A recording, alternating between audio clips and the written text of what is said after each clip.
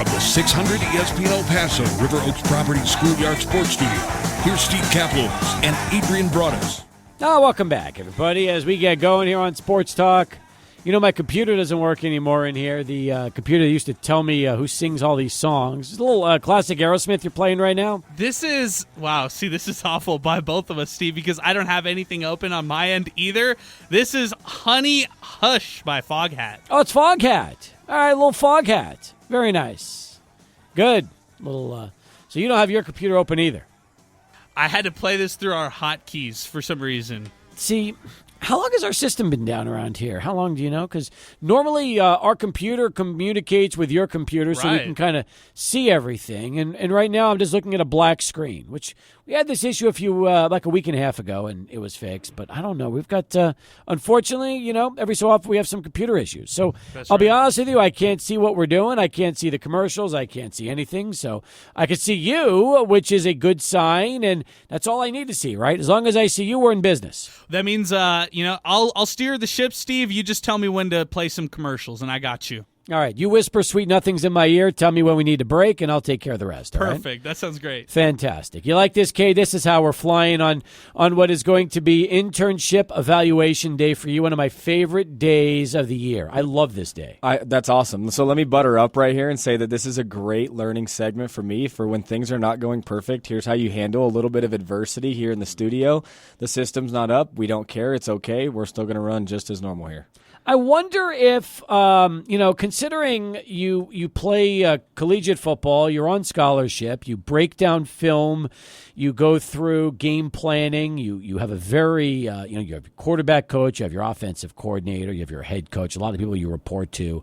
Are they usually pretty critical of you, or are they, or do they let you slide a little bit? No, they're very critical. I feel like my entire career, every coach that I've had, every teacher or mentor that I've had has been very critical of me, and I can say that's a lot of the reason why I've had the success that I've had, and haven't fallen short of my goals of wanting to be here at UTEP. So I understand if you're critical on this. I'll be the first to say that being a Division I football player takes a lot of time away, and if I was only doing this internship with you and just normal student intern, I would probably have a lot more to be able to put into this. But we agreed on that at the beginning of this whole thing. That's true. But just know that as you're filling this out, you might hurt my feelings a little, but it'll be okay. Well, we'll grade you on the air, which is what we do with every intern around here. So we'll be 100% honest, and we're not going to sugarcoat things, and then we'll record the grades as they happen, and then we'll be ready to turn it in tomorrow when it's due. That's right. Would it be fair for people to tweet at us and call in too with a grade that they think from the air? I think that would be good, right? We get a little bit of a listener grade. I like that. The problem with that is this is a 2-page evaluation, and there are, let's see here, 1, 2, 3, 4, 5, 6, 7, 8, 9, 10, 11, 12, 13, 14. There's 15 different things that need to be evaluated. And then on top of that, you have another 3 short answer questions. So but I will say this. You are the first intern that has ever worked at 600 ESPN El Paso that has done their internship strictly as an on-air personality. Like, most of our interns are the opposite. They run the board, right. They produce the show, maybe they do some audio editing as well. They might write some articles for the website. You're the first one that's just done it from an on-air standpoint. I mean, the best thing I ever did, aside from playing football here at UTEP, was pick up the phone, and I don't even know who I contacted first. I think it might have been Adrian, but I'm not. It wasn't me. Okay, then it was Adrian. And, it was my mom. My mom was the one who was like, you need to pick up the phone, and you need to call those guys at ESPN 600. You never know exactly what door is going to open, how it's going to be. And the only thing I wanted experience. I wanted to have fun with it. I wanted to be able to practice and kind of get to do what I want to do in the future, which is get on and talk about sports, and that's exactly what I've gotten to do with you guys. 100%. 100%. That being said, Adrian, this will be an interesting critique of Cade because this is strictly from the on-air mic side as opposed to the other producing things. 'Cause in the beginning, he kind of hung out with you the first few days of the internship. I remember, I think the first day or two, he was kind of in the studio with you watching things. Did he ever run the board during any point in time during this internship. No, but he's a star. He doesn't need to. He's the on-air personality. He doesn't need to come back here in the production. He's not going to I promise you after this, Steve, he's not going to be going after 600 ESPN El Paso looking for a producing job. He's going to be looking for an on-air job, and rightfully so. I mean, he joined us before his internship, and he probably wants to go that route. We like to ask our interns who, they need that production background. Maybe they don't have the on-air experience. Cade kind of stepped in, and he was ready to go from day one. He wasn't shy, was he? Even in the summer of last year when we first put him on the air, we said, this guy's got a chance. Yeah, really. I mean, he was just joining us to offer up some opinions, offer up some thoughts, give us some behind the scenes for a quarterback, and then he got thrown in the mix against Florida International. The rest is history, right? Truth is this, and I'm not saying this to blow smoke because I wouldn't do that. That's not my personality. But we knew long before you ever were given a chance to take over this team last season that if you ever had that opportunity, you'd be fine. Because the way you came right in here and just came across so naturally right out of the gate, and you were so conversational and personable, we said, wow, there is zero learning for Cade doing the show. Like, if he ever got a chance to run the team, we'd like to see what would happen. Now, of course, we're biased, and because you're part of us, we wanted to see that happen, although the circumstances surrounding your going from fourth to first was unfortunate for the team, but you took the ball, you never let it go, and you ran with it, and you did fine. So we're not surprised about that as far as the football field goes, and same thing with your internship. So I would love to take photos of all of these different things and let the listeners go on social and evaluate you, but the problem is I don't want to do anything that would hurt Eli Garcia and the Faculty Department of Communication putting his written evaluation on social media. I got to be careful with that 100%. Because I also respect the integrity of his position where he's at. The fact that we will go on air and evaluate you later in the show, I feel like that's almost enough. That's fair. If the listeners want to call and just give an overall grade of what they think, from what they've heard of me over this last semester, then fantastic. We don't need to go down all the categories with them. Can I let Lane Frank also be in on the evaluation with you, considering the two of you have worked together? Plus, I think it would be great if a 16-year-old helps evaluate you in terms of your college internship. Isn't that awesome? I mean, he's 16 and he has probably more on-air, behind-the-scenes research, relationship, every experience thing. Lane is very, very, very well-versed in all those things with his show, Schoolyard Sports, with all the people he's been able to meet, being in here with you guys. He could definitely go evaluate. And I hope he's critical. You know why? Because I know I'm still under his skin with all the picks that we've done and gone against each other head-to-head. I'm pretty sure I'm undefeated in that. So I know he's a little jealous of that right now. So he might be a little critical of me. He might take that out on you during your evaluation. We'll wait and see what happens. He could. So we'll evaluate you when Lane is here, and we'll do that as well. So we got a lot to cover on the show today, and looking forward to spending the next couple of hours with you as we take you right up till 6:30, and that's Chihuahuas baseball. Tim Haggerty was amazing yesterday in our crosstalk section. We covered a lot of things, a lot of grounds with tags, and Adrian, I feel like every time we bring Tim on the show, we just learn something new. That's the beauty of Tim over the last 10 plus years. He kind of isn't afraid to give us a little taste away from the diamond whenever we bring Tim on. One day Tim's just going to say, you know what, guys, 6:15 is the time where I'm eating dinner. I'm sorry. Final Countdown. I'll come on weekly for story time, but Final Countdown, you gotta. I'm eating during this time. See, I don't think that'll be the case, because when Tim asked me yesterday if I've done drugs, and I said no, I mean, it's honest. It's the honest answer. I've been around it, but I've never done it. So I'm an open book. I'm not going to shy away from that. But Hags asked a good question. He really did. Honesty with Haggerty. It is. And I've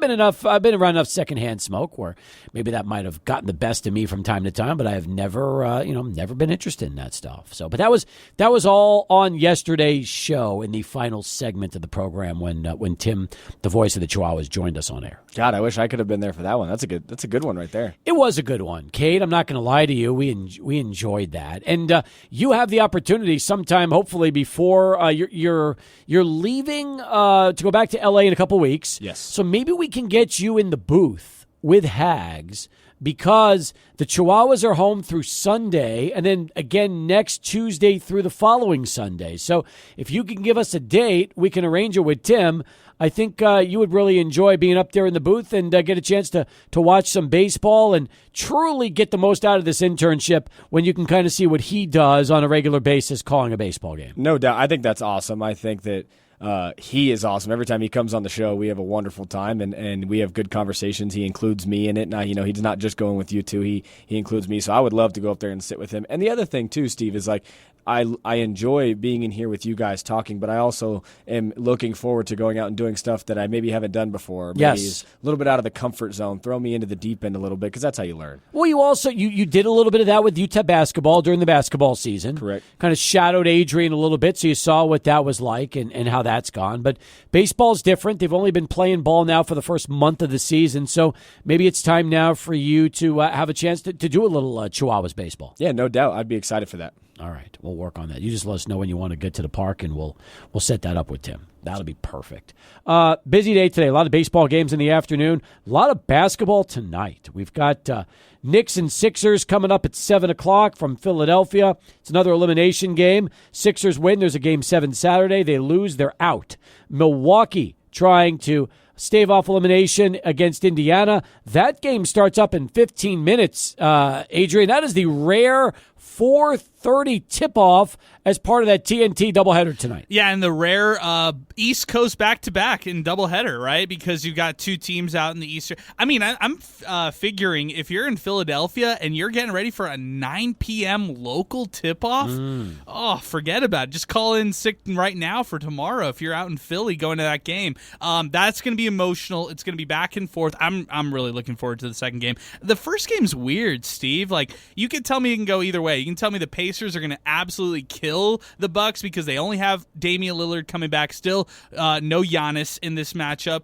And it's a shorthanded Bucks group. They got hot when they were at home in Milwaukee. Can they force a Game 7? Can they push this series further? And can they advance in this series, which they should? I mean, this is the Pacers, and they're still not that great. So despite being shorthanded, if I'm Milwaukee, I'm winning this game on the road. Yeah, I know it. And by the way, I don't disagree with that. I think that it could happen. And then imagine if they win, and all of a sudden Giannis is available for Game 7.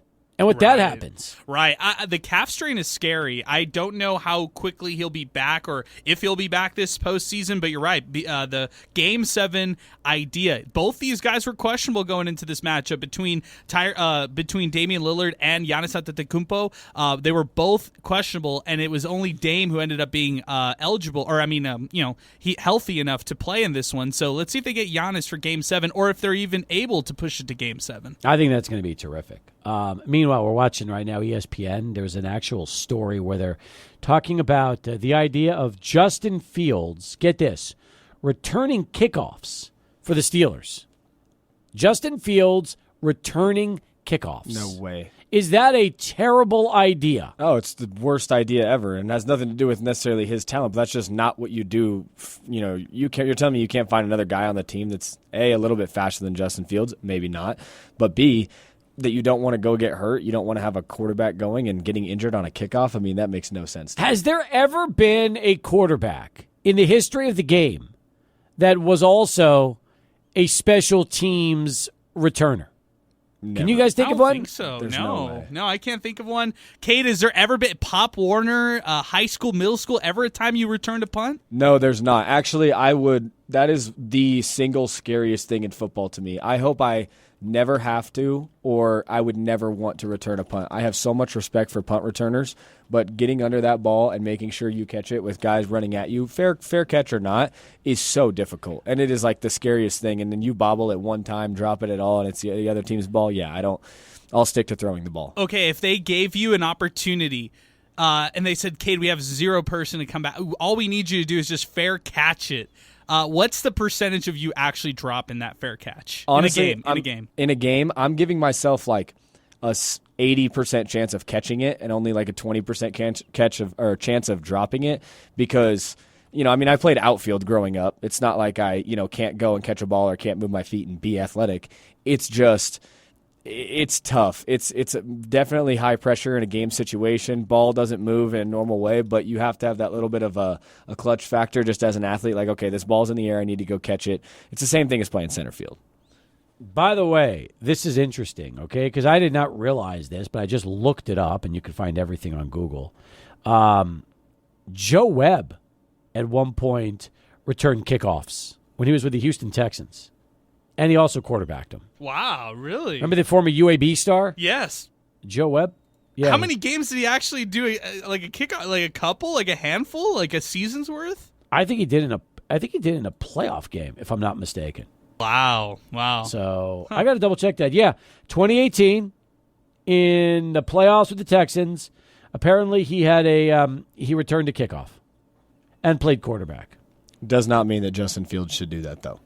Yeah, that is interesting. I didn't even realize that Joe Webb did that, but that's apparently the story. So I agree with you. I wouldn't do that. I think that's a crazy situation. But hey, anything's possible, right? I would love to know how many how many kickoffs it would take for Lamar Jackson to run a kickoff back if he was returning them. That would be kind of interesting too. I would love to know. Yeah. New kickoff rules, by the way, guys. Don't forget that. I mean, it's not like it's the same gladiator type of kickoffs that we remember. It's the new kickoff rules. True. Man. By the way, Randall Cunningham once punted a ball 91 yards when he was with the Eagles. That's the fourth longest of all time. So in addition to being quarterback, he was a punter at one point. The Akumbawale, who currently is the running back for the Texans, he kicked an extra point this past season. Yeah, so he's a versatile guy. They even brought him back this year just for kind of being a specialist, like a utility player. Yeah, that's a good story, too. All right, a lot to cover on the show today. Good to have you aboard. 19 past. Let's send it over to Charlie for traffic. Cade's with us all day today. We got Lane coming in as well. It's also Cade McConnell's internship evaluation today. Excited about that. We'll do it all right here. 600 ESPN El Paso.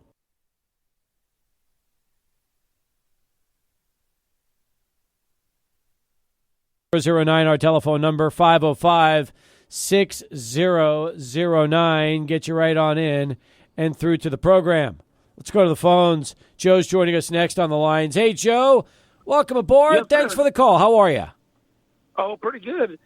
No, I was just calling in, because y'all were talking about quarterbacks playing special teams, and you happened to mention Randall Cunningham kicking that one punt. Yep. But I was telling the person I called in and talked to, I was telling him I'm in my 60s, so maybe you all were too young to remember Danny White of the Dallas Cowboys, but he punted for quite a few years, and back then rushing the punter was it was all out. It's not like today. That's right. All the Danny White was actually the punter for the Cowboys when Roger Staubach was the quarterback.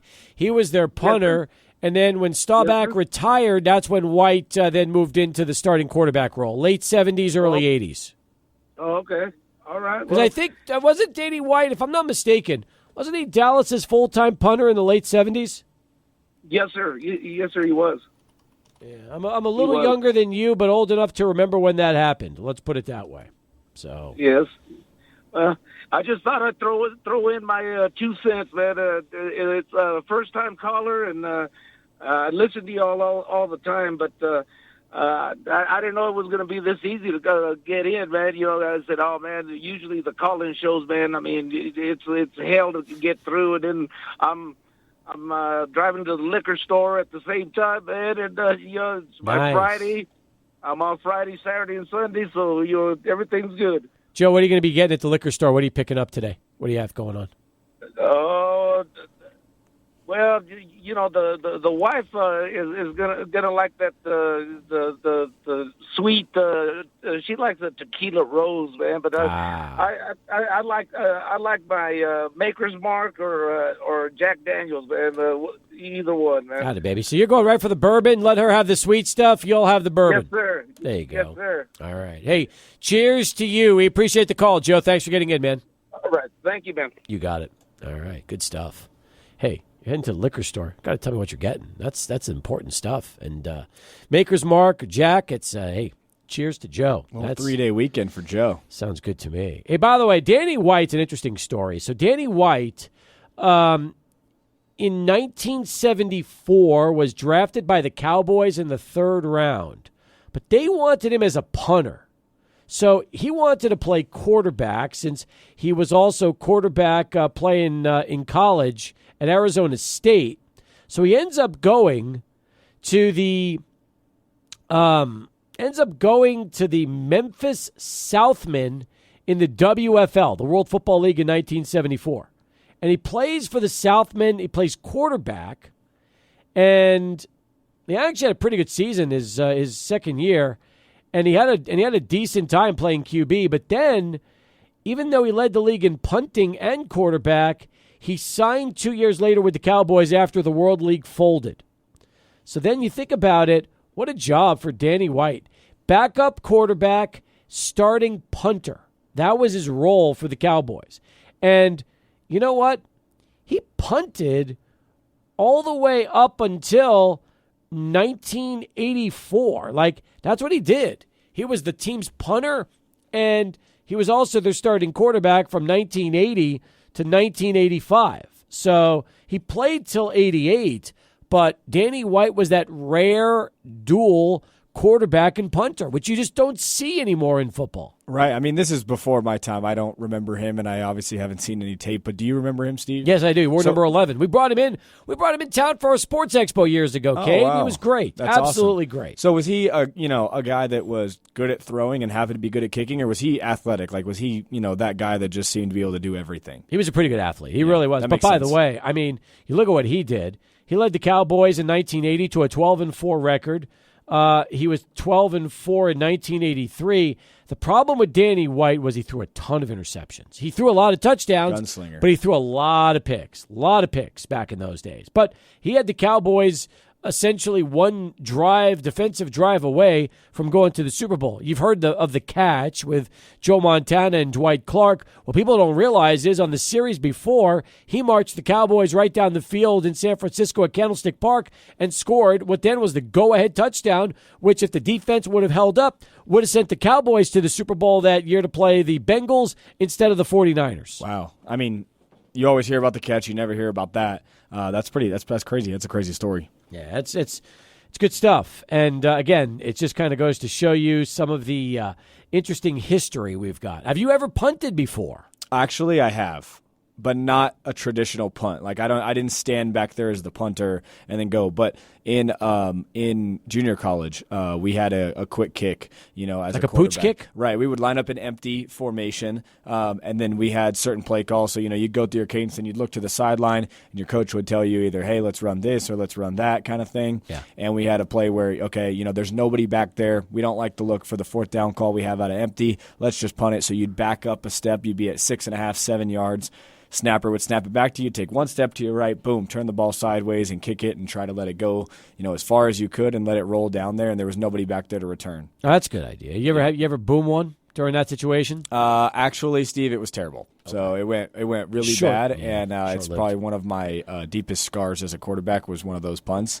I kicked it basically straight up in the air, and it got caught, and no one knew where the ball was, and it either got ran back for a touchdown or it was close. So that was about the last of my punting. But you never kicked one backwards? No, I didn't kick it backwards. That's good. But it was darn close. You know what I mean? It was not. It was only about 10 to 15 yards downfield. All of my offensive players ran past the ball. The one guy that knew where the ball was ran forward, caught the ball, and took it. It's probably, like I said, one of my deepest scars as a quarterback. All right. Well, we won't bring that up anymore. That's bad memories. We'll try to stay away from that. We got 2 calls to get to. We'll do that in a moment. 505-6009 with Cade McConnell. Let's go back to Adrian and his Sports Center update. Coming up a little bit later, Lane Frank, host of Schoolyard Sports, as he'll join us from our 600 ESPN El Paso River Oaks Properties Schoolyard Sports Studios.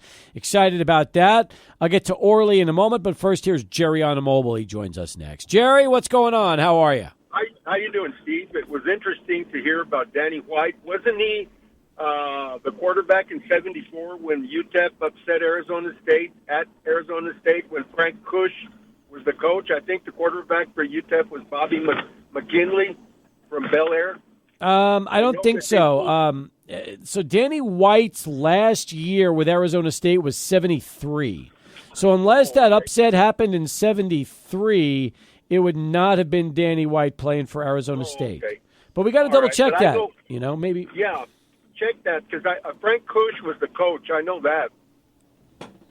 Now, Kush, because Kush was coaching Arizona State before he got into the NFL with the Colts, correct? Right. Mm-hmm. Okay.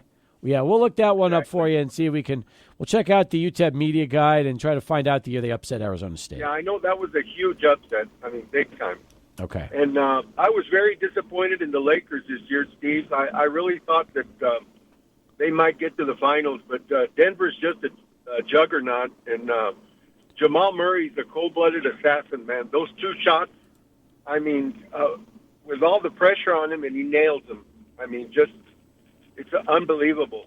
By the way, how do you see that series right now with Denver and Minnesota, considering what the T-Wolves just did to the Suns?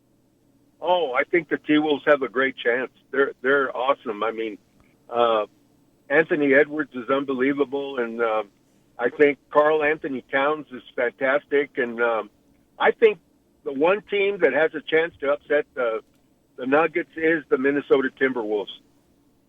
Could it be a seven-game? Could it be a seven-game series, Jerry? Could you see it going seven? I think it could. Absolutely. All right, I'm excited about that one. That should be a lot of fun. I am too, and I heard that through the rumor mill that Darvin Ham is dead man walking. I don't know if you've heard that either. I have, and again, I don't know. I mean, as a Lakers fan, do you blame Darvin Ham for this team's exit? No, I didn't. You know who I blame? The general manager, player personnel guy. What was his name? Rob Pelinka? Rob Pelinka, because, none of the Lakers' reserves or anything contributed anything compared to Denver's reserves. Nothing at all. Well, they didn't give AD or LeBron any support whatsoever. No, they didn't. In fact, it really was like a one-man show. So that's correct. By the way, UTEP knocked off Arizona State 31-27 in 1974 on the road. You were right about that. I would love to know who was UTEP's Arizona State's quarterback in 74. Whoever it was took over for Danny White that year. Oh, okay. All right.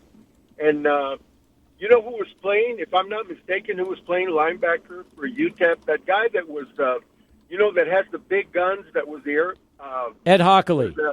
Ed Hockley. There we go. Ed Hockley, and I think Tony Perea was playing linebacker. Yep. He's a guy that was a professional boxer, from El Paso.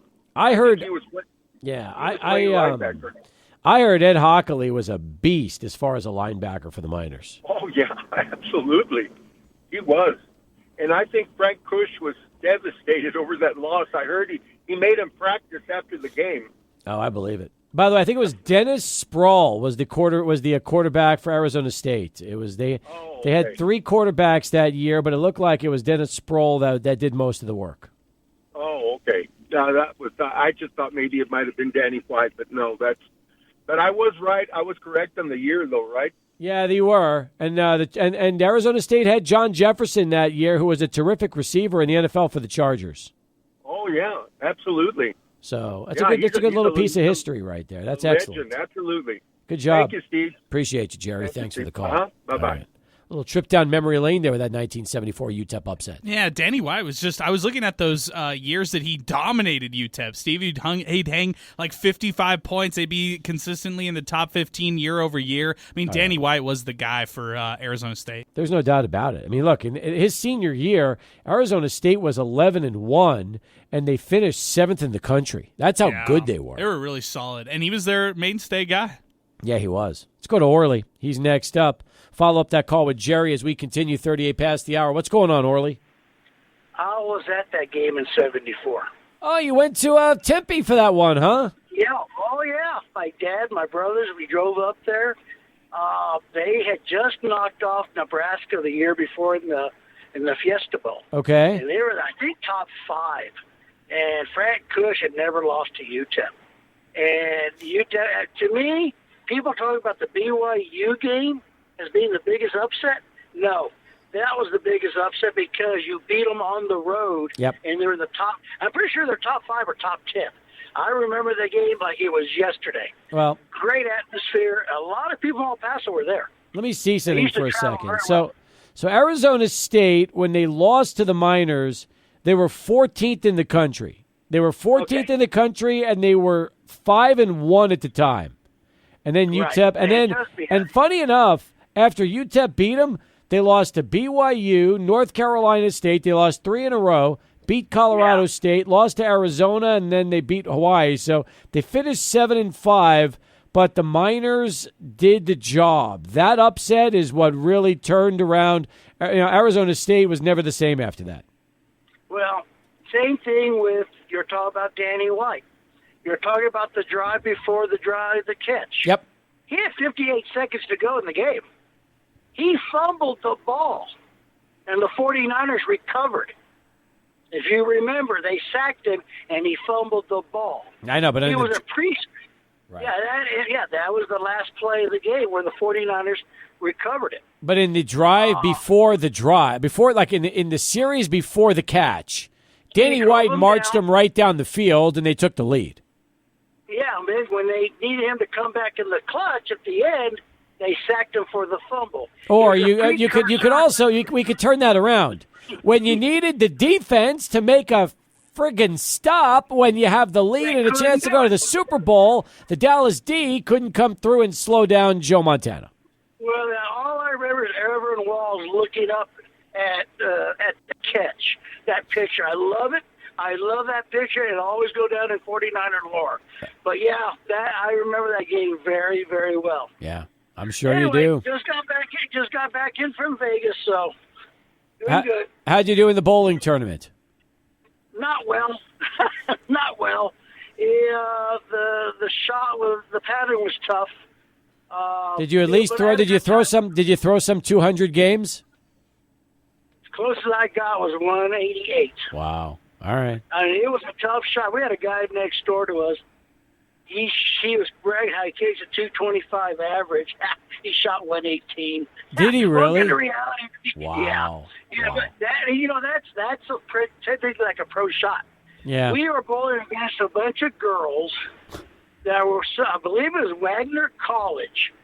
They were runner-up I think 10 years ago in the NCAA championships. And, boy, you could tell they had their stuff. They were good. They were fun to watch. Did you at least did you at least go into the bar and drink some peach vodka after the bowling tournament? Oh, I did more than that. I went down. I went and got. Yeah, it was fun. Good for you. It was a good time. Talk to you early. Thanks for the call. 41 past the hour as we continue here on Sports Talk. That peach vodka line was for Chad, by the way. Just so you know, that was for Chad. He's listening. He'll know exactly what we're talking about here. Anyway, all right. Do you bowl? I love bowling. I need more people to go with. So maybe me and Orly can get together and get on the lanes. There you go. Can you have you ever rolled like a 200 plus game? No, I think the closest I've gotten, I think I bowled. It was actually kind of recent too. I think I bowled like a 180. That's all right. Bowling with the boys. Yeah, it sounds like you bowled what he did in Vegas. So that's all right. Not bad. Wait, Not didn't bad. we talk about this before on the show? I want to think go we bowling with you guys, really bad. We need to have a bowling night. Yeah, when are we gonna? After the show one night, let's just go to a bowling alley and go bowl. Yeah, we'll go to Monkey Rock. I'll hit them up. There you go. That's cool. All right, I like it. We got ourselves a plan. 42 past the hour. Sports Talk continues. Back with more in a moment. 600 ESPN El Paso.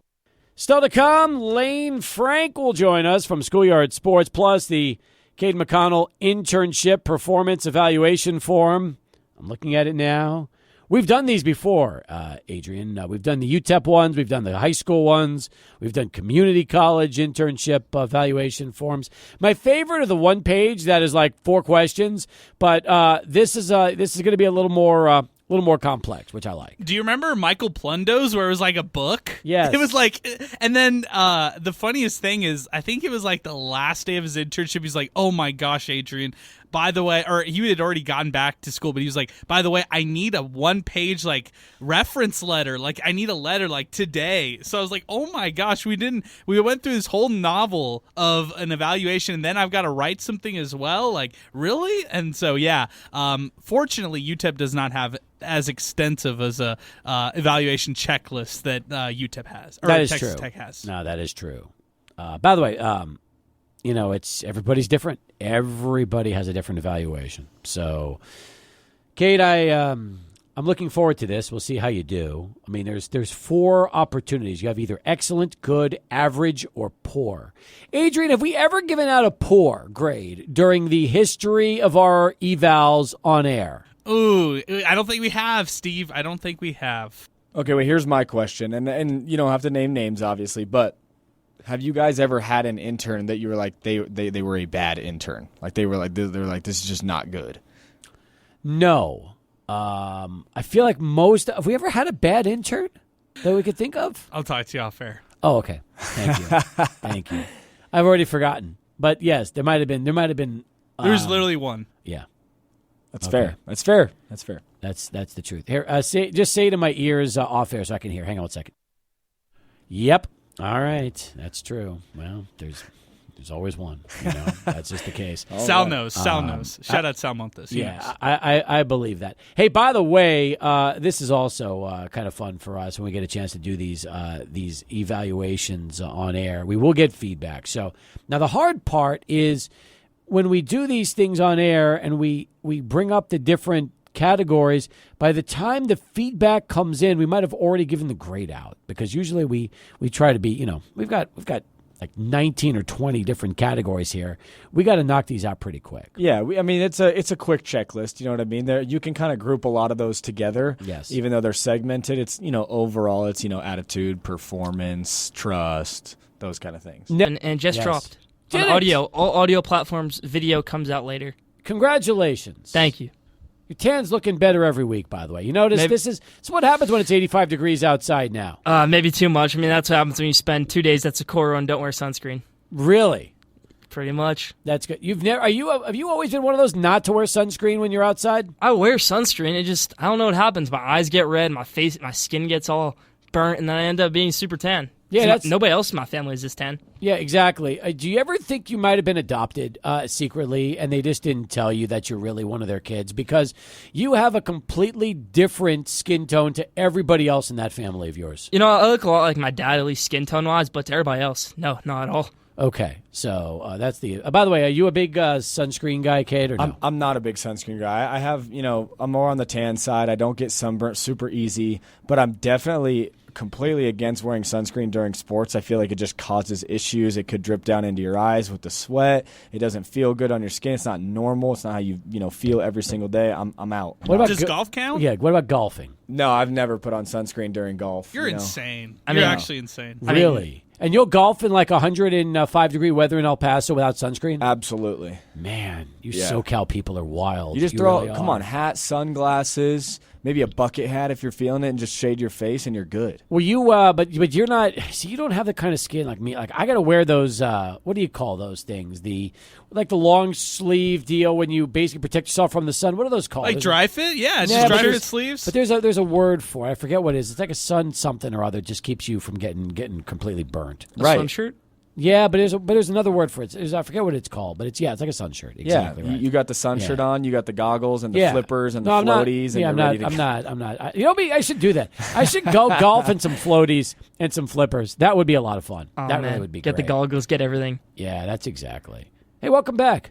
Great to be back. I've got sunscreen on right now. Not burnt right now, which is good. I thought you said you didn't have sunscreen. No, right now I have it on. I just don't like to put it on. Oh, okay. I gotcha.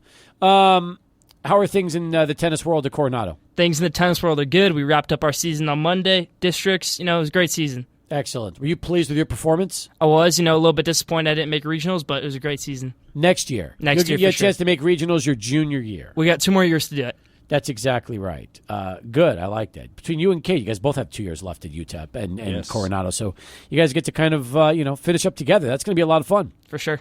Excellent. What are you talking about in 167? 167, we're talking NFL draft recapping, NBA playoffs, MLB. It's a great episode. Go tune in.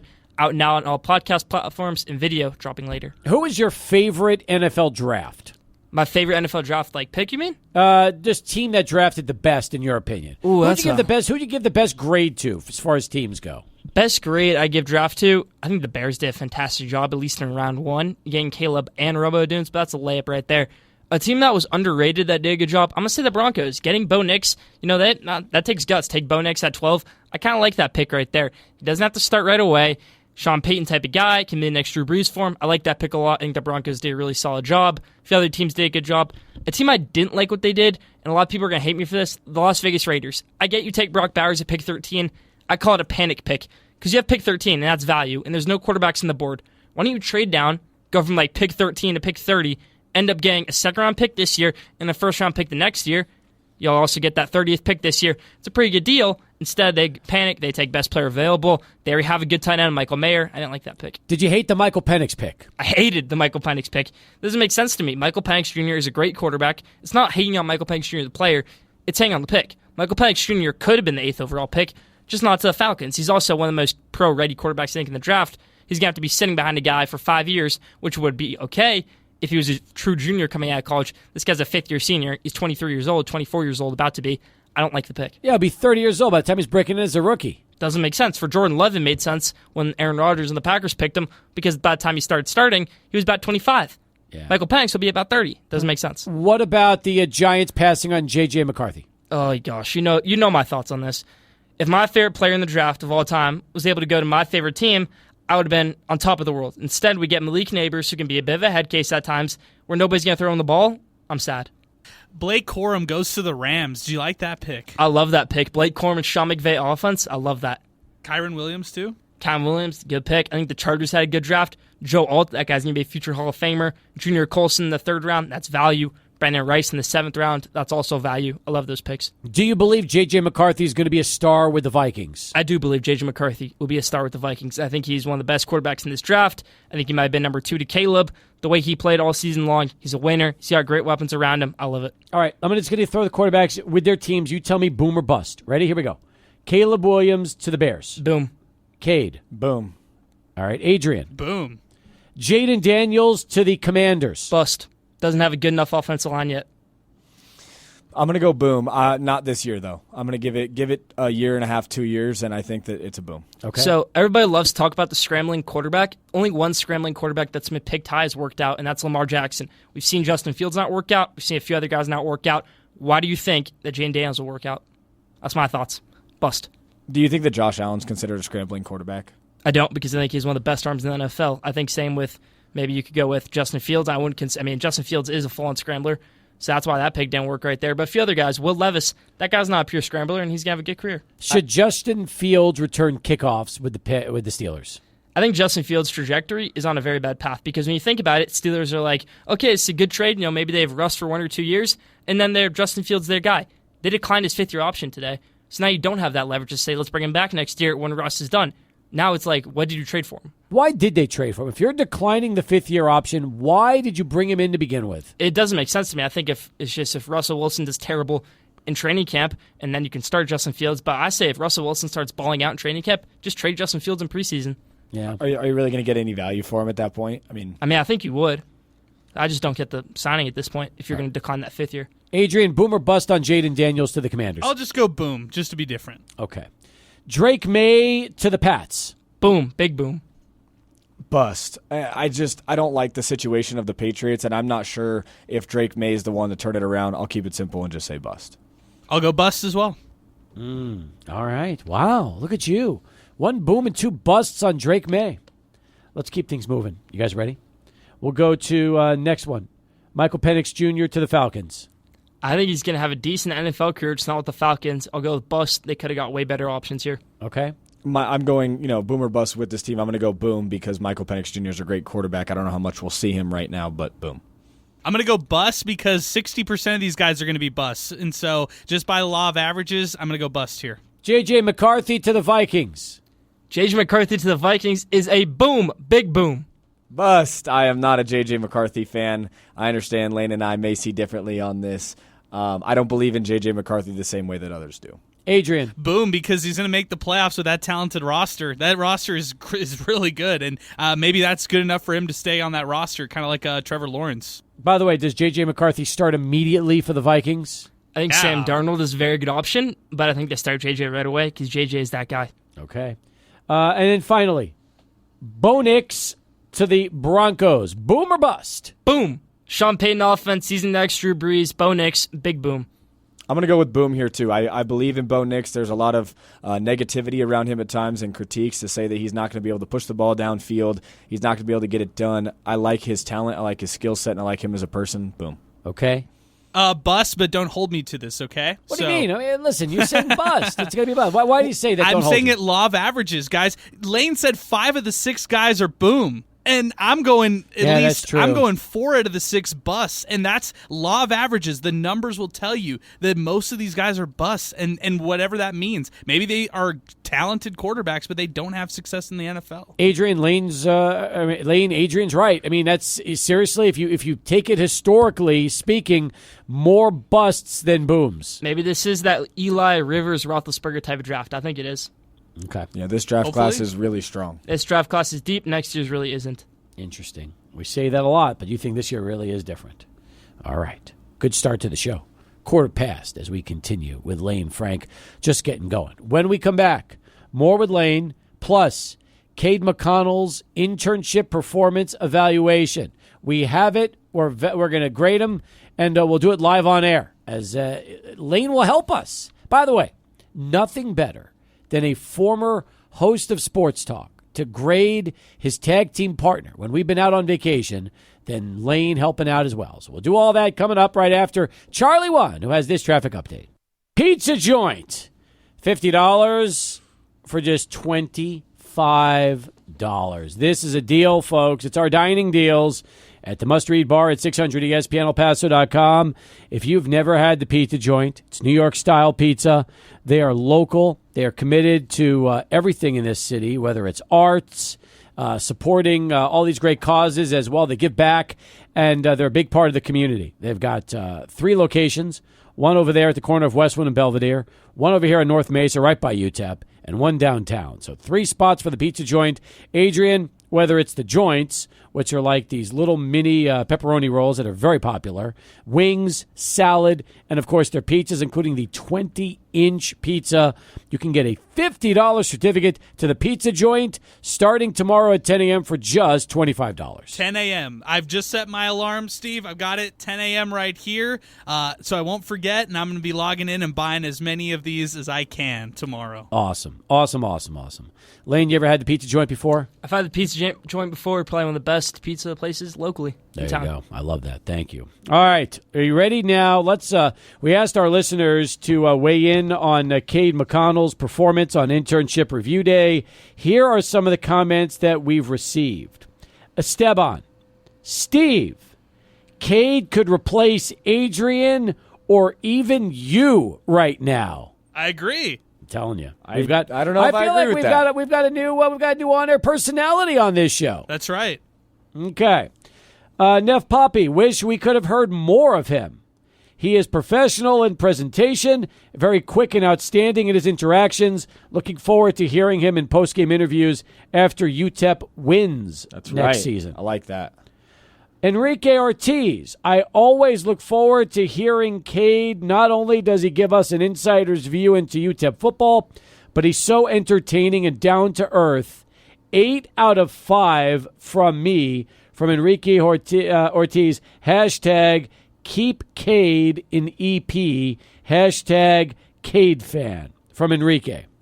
Thank you, Enrique. That's awesome. Hey, a few more hashtags, and he could become Joe Chacon. That's right. Yeah, good stuff, Enrique. I like that. President of the Cade fan club here. That's right. Well, since Cade has done a few shows actually, with Lane over the last few months. Actually, when did they first do it? Over a year ago? Yeah, I think so. Right? No. We only met in August this year. Oh, in August? No, we met in August. So it feels like forever. Yeah, we met in August right before the season started. When was your first show together? Our first show together must have been December when we had Walden on. Correct. That was our first one. Because the first one I hosted this year was in October, but it was right after the New Mexico State game. So it was Zay and I. and then you were on December and February. Correct. Okay, that makes sense. All right. Well, thank you for reminding me. All right, here we go. This is the UTEP Department of Communication Spring Internship Performance Evaluation Form. Lane, I need your input as well on this. Please check as appropriate. There's 4 grades: excellent, good, average, poor. First, work quality. Work quality. I'll go with excellent right there. Work quality has been great, especially on these shows that he and I have hosted. Adrian. Yeah, nothing else to add to that one. Quality is top notch. I feel the same way. Alberto, do you agree or disagree with the excellent for work quality? Yeah, I think excellent works. Okay. Wait, Steve, before we continue, have you Yes. ever given an intern lower than excellent on everything? Yes, I have. We don't try to make this where So, it's ridiculous. you don't flower over it the up. top. No. Okay. We're honest now. If he deserves excellent, we'll give him excellence across the board. But sometimes we try to go good just to make it look like it's not the most biased internship performance ever. I remember last time we did this, I think it was with Alberto, and Tim Haggerty was also on saying he had a horrible intern once. Did he really? I think he said that he had a horrible intern once. Haggerty said that? I think so. We'll ask him about that when he joins us in about 45 minutes. We'll find out if he once had a terrible intern. I feel like I heard that conversation. Yes, this is correct, but I'm trying to remember. This is correct. Tim said this. We got to get the clarification later. But I don't think it was here at the Chihuahuas. I feel like Right. it was at another stop along the way. Another stop. I think that's correct. Okay, now, work quantity. Now, not quality, but quantity. Do we go excellent there as well, or do we go good? What are we thinking here? Quantity. I mean, he came to us as much as he could. Like, I want to say he could have come more, but he really couldn't have. He was in spring ball the entire spring semester here. And when he wasn't in spring ball, he was here pretty much all the time. Right, or in class. Yeah, that's true. What do you think, Lane? I think excellent for being a D1 starting quarterback and making time at school and practice to come here. Let's go with excellent. Alberto, do you want to give him excellent or good on quantity? That's hard because sometimes he'd come on twice a week, and that's a lot, especially because he has a super busy schedule. I think that's what we haven't really considered. Like, he's extremely busy. So I'd go excellent, but I don't know. I think that if we go excellent on everything, then that would not be good. Okay. Coming from Alberto, who's here on a 24-hour basis, I'm very happy he said that. You know, Yeah, seriously. He could have gone good there. He did say that, if you give everybody excellence, like all across the board, it's going to be rough. All right. We'll throw you an excellent. We'll throw you a bone here and give you that one, too. Accuracy, thoroughness.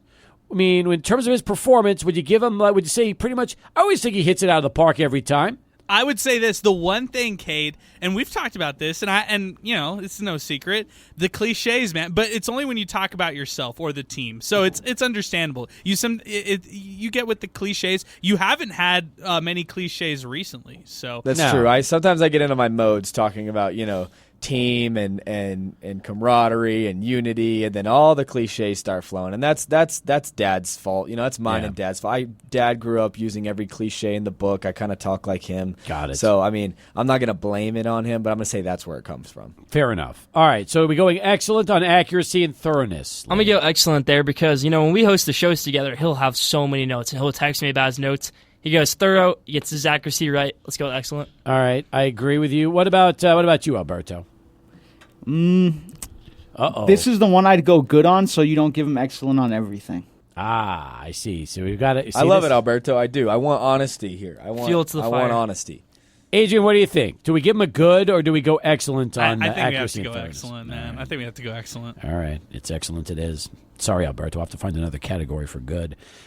Dependability. I feel like, for the most part, every time Cade said he's coming, he's here. We haven't really had, saying he's going to show up and then at the last minute not come. If there was actually, I think, one time that Cade thoroughly apologized because he couldn't make it either on time or had to leave early. And I was thinking to myself, you can come and go as often or as not often as you want, man. Yeah. So yes, I would say dependability, excellent. You too, Lane? Yeah, I'd say he's probably more dependable than me, so let's go with excellent. All right. Alberto, we going excellent there? You're going to throw another good, average, or poor at him? No, I think excellent is in order. All right, so you got 4 excellents for your performance. That's big. That is good. Congratulations, you're off to a good start. Next, we've got to do your attitude.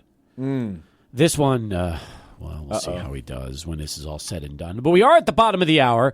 We'll keep this moving in a moment right after Adrian and this Sports Center update. And thank you very much. We're back right now with Cade's Spring 2024 Internship Performance Evaluation live on air as we continue. By the way, Neff Poppy has really thrown out excellence. Neff Poppy is like quantity was excellent and time shared. Accuracy is awesome. Dependable, excellent. Attitude is excellent too. Almost too excellent. LOL. Oh my God, Neff Poppy would adopt you. All right, let's keep moving into the attitude portion of this. Attitude toward the internship. I mean, Cade treated this as about as good as you could get, right? Yeah, I'll deflect this to attitude toward guests. When we have guests here, they light up to meet Cade. Yes. Like he's like the most personable guy whenever, and I'm not just saying this. Like we'll have people who genuinely come in this studio uncomfortable, and Cade will make them comfortable as well. I appreciate that. I do. I really do appreciate that. So attitude towards the internship, you think that's pretty much excellent there, Lane? For sure. Like, I don't come here to see you guys anymore. I come here to be on the show with Cade. I feel the same way. That's I'm the kidding. way, I'm that's kidding. the way- Lane. It's definitely fun. That's the way it should be. Maybe we'll give you guys your own show on this radio station and go from there. It's definitely fun being on here with Cade. I like that. Attitude towards the internship, Alberto, what do you think? Excellent. All right. Excellent it is. Toward the agency, that means towards us. I mean, he's been as thing. professional as it gets. You know, he really takes pride in being a part of this team here on 600 ESPN El Paso. And he shakes everybody's hands. Yeah, like we'll talk he to some does. big decision makers. Remember the bowl meetings? He's shaking everybody's hands. They getting loved cards him. He got business cards from that. from bowl executives. I mean, these Yeah, are bowl it was so executives. awesome. You did good at those meetings. Yeah, it was. I will say I am extremely proud to be a part of this crew. So Appreciate that. All right, this one's important. Co-worker relationship. So this is all his co-workers, which means Lane, Adrian, Alberto. How has Cade's attitude been towards all of you?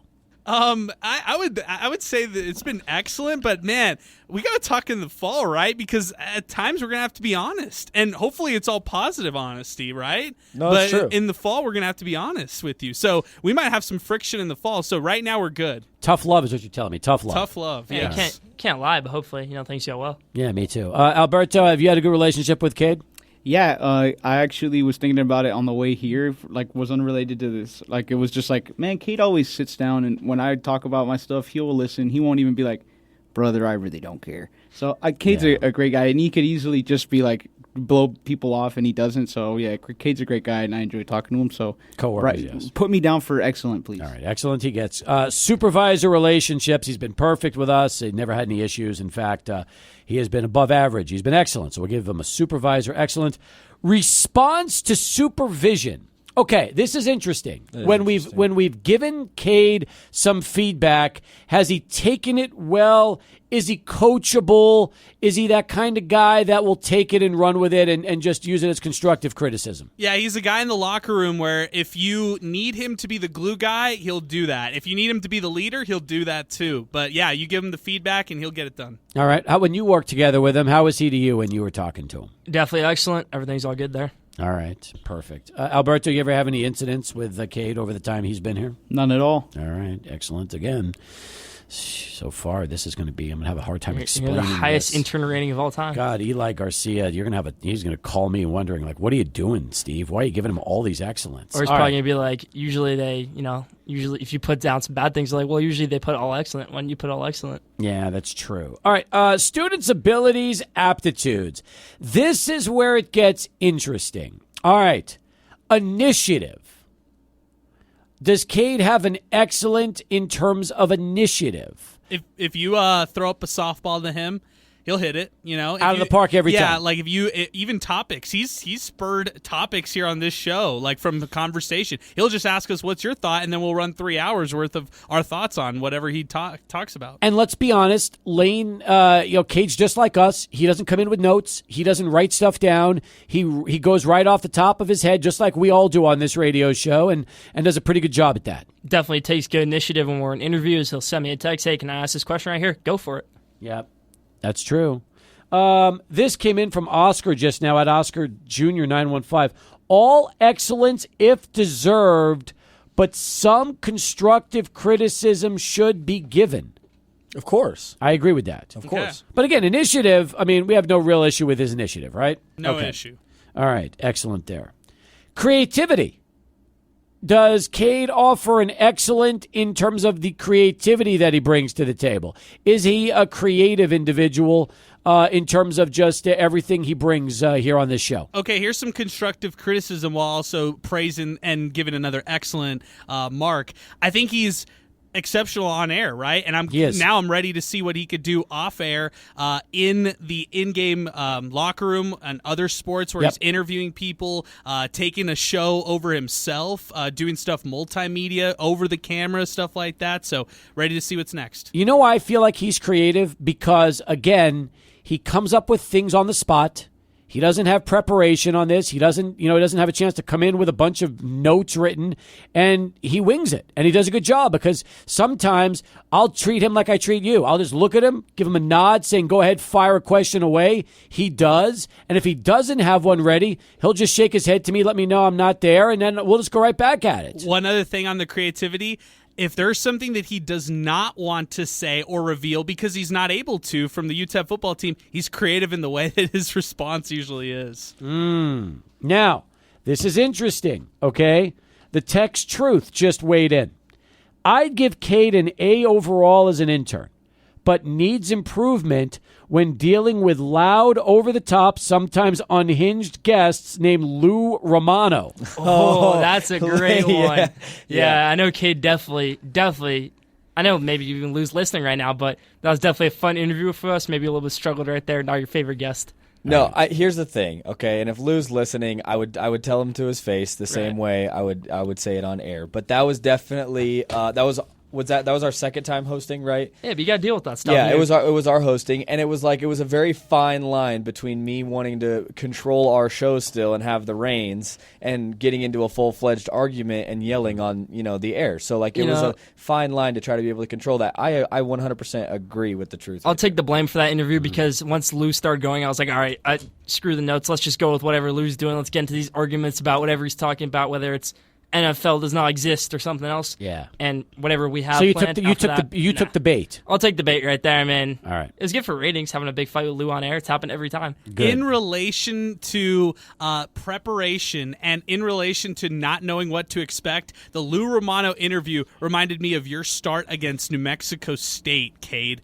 and just not knowing what to expect. Yeah, that horror story. Which one was worse, the Lou Romano interview? No. Okay. New Mexico State. Yeah, 100%. Yeah. I'm never losing 28-7 again. Okay. We have 4 more categories to get through here, and it's 39 past. Let's take the break. We'll come back. We'll finish the hour. We'll finish the eval, and then we'll get ready for our 6 o'clock hour. More with Lane as we continue right here, 600 ESPN El Paso. In 30 years on this radio show that can communicate like Cade can. And I told him that from the first time we saw him. So that's really what he specializes in. Yeah, I mean, you saw it through all the post-game interviews when he was actually thrown into the mix, became the starting quarterback for UTEP. Everybody in the media always got the good quotes from Cade, right? Because it was post-game for a win, post-game for a loss. He always gave you some good stuff. So communication, 10 out of 10. Yep, I'm with you. You too? I'm with you there. All right. Alberto? Yes, sir. I agree. All right. I love Alberto. He's a man of few words. I like that. It's good stuff, especially when you're wrapping up an hour like we are right now. 2 down, 30 minutes to go. We have 3 short answer questions. We'll finish this internship evaluation, and then we'll say hello to Tim Haggerty. More with Lane Frank as well, host of Schoolyard Sports, with 167 dropping tonight. It dropped already a few minutes ago, so check it out wherever you get your podcast as we continue 600 ESPN El Paso. Critic, so that's good coming from you. Well, I wouldn't say, but I taught communications at UTEP. I mean, it's not like I've never graded a paper before. Yeah, that's true. All right. Well, listen, Brian, always appreciate you chiming in. Thanks for the time. There we go. And that just wraps up our evaluation for Cade McConnell here from his spring internship. When we come back, Tim Haggerty, who apparently had a horrible internship. And in fact, Esteban just tweeted in and said, Steve, don't forget to ask Tim about his failed intern. So we'll find out about that. You want to hear some intern horror stories? I would love to. I would love to hear, maybe what not to do. That way I can continue to steer clear of that and keep on the right path.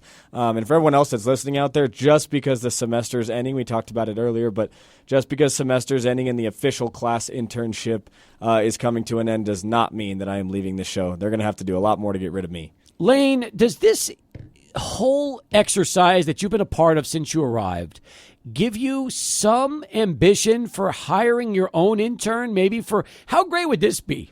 You're not even out of high school, and how great would it be if you had a UTEP intern who got college credit working for you at Schoolyard Sports? I could use a few more hands in the kitchen and the studio to help me record. That'd be fun. What do you think, Adrian? I think that's a great idea. I think we actually need to work this out and find a way to make this happen, Just, all we did, Lane, or all we continue to do, is we just put out feelers on Twitter and X and just ask people who wants an internship, That's basically. Pretty much the case. You guys are the talk of the town, literally. Cade, would you like to eventually do some internship help and some work with Lane over Schoolyard Sports for his production? Oh, of course. Anytime that I can work with Lane in any facet, I'm going to take the opportunity to do so, especially if it's eating Dave's Hot Chicken, by the way. Yeah, we definitely need to get Cade on Schoolyard Sports soon. I feel like that has to happen. Get an in-person interview. Yes. Hey, Cade, I got to ask you got to evaluate us real quick, okay? So turn it to the us. tables. Turn Look it at to that. us.